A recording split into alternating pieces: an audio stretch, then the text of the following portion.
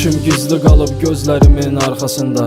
Nə qədər söz vermişəm mən duraram arxasında. Sən təki məndən uzaqda, tutmayaq yar əlin gülüşlərini. Dəniz bilib mən üzərəm dalğasında. Sevgimiz günah olsa günahkaram qarşısında. Sən mənə şirin olsan Fərhad olub dağ yıxaram, sağ çıxaram. Sənə görə ölümə belə düz baxaram.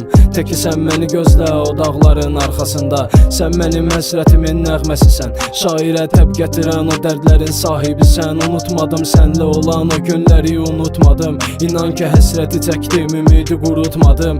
Olmadı sənə qarşı bugünə qədər xəyanətim. Sən yoxsan deyə hər gün üstümə bəla gəlir. Ancaq dərd gəldi, nə olar dəva gətir.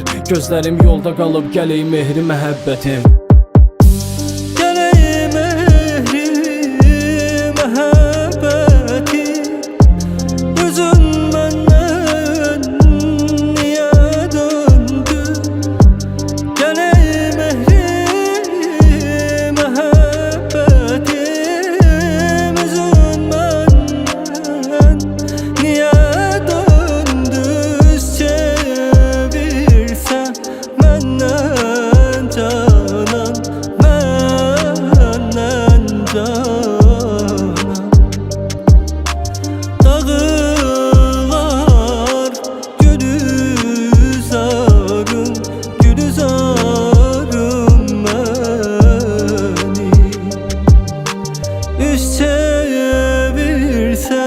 Məndən canan, məndən canan.